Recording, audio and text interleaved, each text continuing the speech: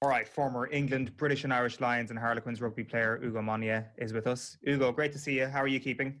Yeah, not too bad. Thanks for having us on. How are you? Yeah, good. I remember reading you in The Guardian at the end of last year, telling everybody to chill out if they weren't enjoying rugby because Six Nations 2021 was coming. And boy, were you right. Those first 40 minutes last weekend, unbelievable. Yeah, it was great to see a change in fortunes, really, in terms of the style of rugby that's been played. I think we've been so fortunate to have been blessed with so many quality games. And this weekend, England, France, Ireland, Scotland, Wales thrashing Italy was just a joy to watch. You know, the world feels quite heavy at the moment, a bit of negativity out there. But yeah, the rugby world is an absolute joy just to be a part of right now. Is this a coincidence? Is there trends that you're seeing here that make it less so? I thought last year, the year after World Cup's always quite difficult because what we've seen, especially in the Six Nations, we've got 3 new head coaches. We've got players transitioning in after the end of a World Cup cycle. And that's perhaps why we saw a little bit of pragmatism. Well, pragmatism or just boring rugby, really. And a year on, we're seeing those teams start to bed in some of the philosophies, the coaches more adept with their players, brand new cultures, and just players feeling a bit more comfortable. And now they're out there expressing themselves. And I think rugby is forever cyclical. Teams that are often successful, people then try and copycat them. And French rugby seem to be playing some of the best rugby that we've seen in the Northern Hemisphere a long time, whether that's domestic or international. I think people are just copying on, just catching on with it and just wanting to express themselves a little bit. And, you know, if rugby that we're seeing is more attacking, for me as a former winger, I'm absolutely loving it because if we really want to grow the game, then the games we saw at the weekend will absolutely enable that, because whether you're a rugby flirt and just get to grips with 5 or 6 matches a year, if you're a football fan that likes a little bit of rugby and where rugby's front and centre, then the rugby saw at the weekend converts more rugby fans than anything that we can do. Especially if the Six Nations is to go behind a paywall, then people will be like, oh, all of a sudden I've got to watch this unmissable action, which is the Six Nations bringing us to the table this year. Yeah, it's really challenging. You know, you've got someone like the RFU, the richest union in the world, that lost the best part of £100 million last year. You know, our game's not sustainable without finances in it. So if CVC and some of those big broadcasters are willing to put down a lot of cash on the table, it's hard to ignore it. So it's trying to weigh up getting the right investment into the game, which will filter right from the elite game all the way through to the grassroots, because it's not just about rugby for today, it's about the next generation of rugby, but also then weighing that up and trying to get as many eyeballs on the game as possible. So, you know, I'm glad I didn't have to make those decisions, but the people who are in charge of making those decisions, I'm sure they're taking them very seriously and trying to make the best decision for everyone, because it's not just about the game today, it's about the longevity of our game. On England then, has their style evolved this year? The more attractive outcome that we're seeing as from a neutral standpoint watching them in this year's Six Nations, is that because of a different style of play this year? I think so, and I think the laws are allowing for a far more fluid style of rugby. Teams like Wales tried to play an expansive game of rugby last year, and the laws almost didn't allow for it. Teams that were winning were playing very pragmatically, weren't they? They were kicking a lot of ball. It was about set piece. It was about, you know, the battle of the gain line. But it seems that we're allowed to be able to go out and play a bit more fluid rugby. England have always wanted to play more of an attractive brand. We didn't see that, of course, in week 1, but then England had 25% possession in the first half against Scotland. Like, can't do anything with that. You just can't. Wales have expressed themselves a bit more, got bonus point tries in the last 3 rounds. Ireland, I thought, tried a little bit more at the weekend, and in patches looked brilliant with ball in hand. But international rugby is about finding faults and weaknesses within the opposition and then being relentless at that. And the faults in Scotland at the weekend were their set piece. Ireland won 75% of their ball. That's unbelievable. And then the aerial assault came from Jamison Gibson Park and Johnny Sexton. Scotland couldn't answer it. So I guess for Irish fans that want them to chuck the ball around a little bit more, it's about finding what works and nailing that. And Ireland did that the weekend. Yeah, they certainly did. That possession statistic that you mentioned with regards to the Scotland game is really interesting, because if you analyse that Ireland against England game in the Nations Cup last year, Ireland had the lion's share of possession, the lion's share of territory. I think when it came to a load of other metrics as well that usually seem important, they had beaten England as well. So why have England managed to be so comfortable on the scoreline when all the other metrics go against them, specifically against Ireland? Because I often think that they win that confrontational battle. That's huge. You know, I think if you're able to win that physicality battle in set piece and on the game line, it just gives you so much more time and control. So you can do whatever you want. You can kick on your terms. You can play to space on your terms. It just allows you that time. If you lose that physical edge and that physical battle, you can't. You're being hurried and harassed into doing that. If your ruck speed is slow, then it's hard to play a wide, expansive game, especially with these heavy, hard, fast presses.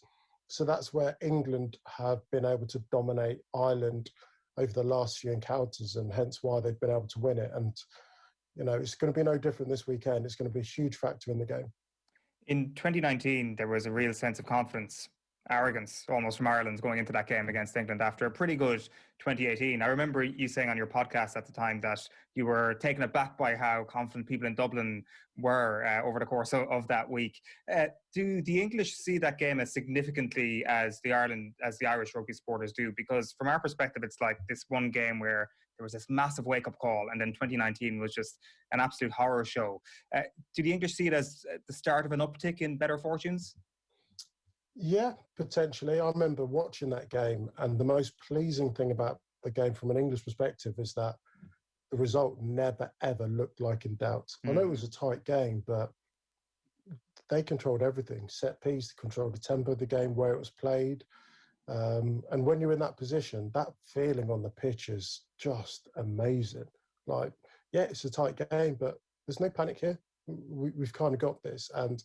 But then you kind of, some of those scars can actually enable you to rethink what you're doing, understand exactly where you let yourselves down or where you put yourself under pressure. But what I saw from Ireland at the weekend was a level of intensity and physicality that has probably been lacking for a little bit. No coincidence that Paul O'Connell's come into camp, a game that was built on physicality and set piece, and Ireland have got a lot better at that. Andy Farrell's the head coach. I know what he's all about, my word. Emotion, passion, physicality, he brings that in bucket loads. So you pair those two together and you'll have a well-prepped team to take on England. You know, you don't have to be a rugby expert to understand where you need to get at England if you want to beat them. If you can't match them physically, you're not going to win. Scotland matched them physically, beat them.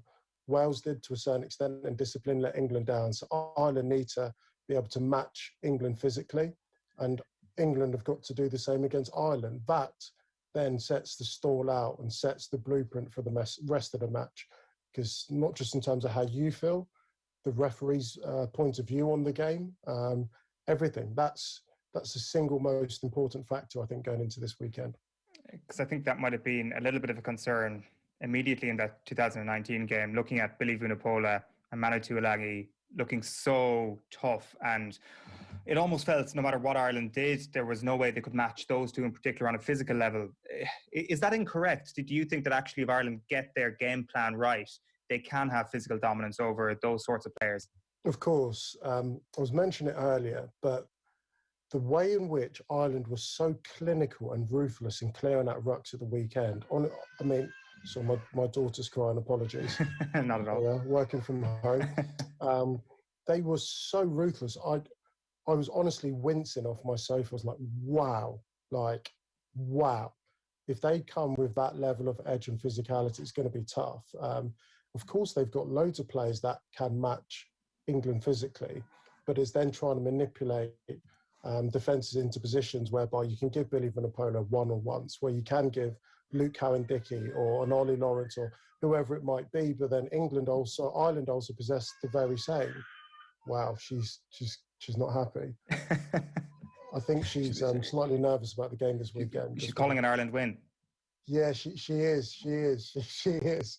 But when I look at the Ireland team and some of the enforcers they have, like CJ Staddon, I know he's just announced his retirement at the end of the season.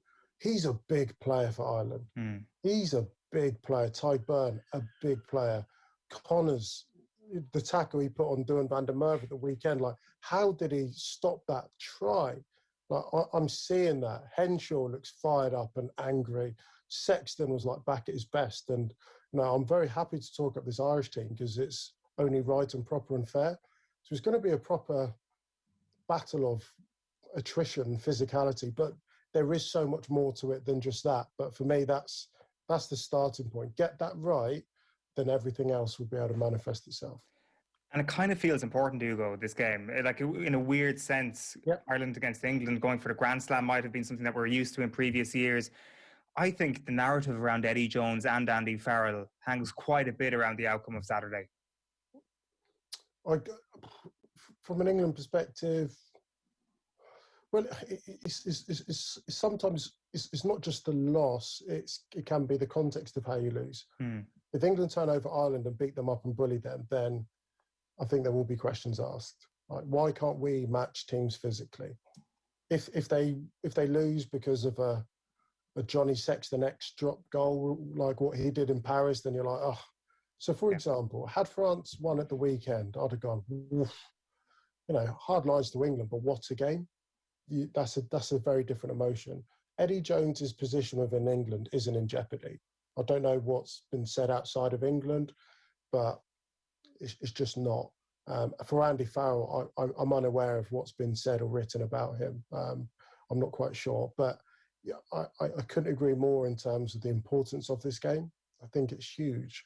I know there's nothing on the line, inverted commas, in terms of a tangible trophy, a Six Nations Championship Grand Slam, but I quite like that those factors aren't there to a certain degree because it's raw. It's just England against Ireland. The only thing that's at stake is pride and winning and losing. That is it. Let's distill rugby into its most natural, organic form. Two teams, two historic rivals going at it. And I love that. I love that.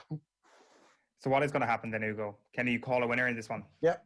England by, I don't know, 30, 40, but no, I'm kidding. I'm with you. I'm with you. We see, we've learned our lessons from 2019. We were uber arrogant, and on this show we were uber arrogant. So I'm with you. 30, 40 points to England. No. I'm not subscribing to that at all. I think what we've seen, apart from, so England, France, a one-score game.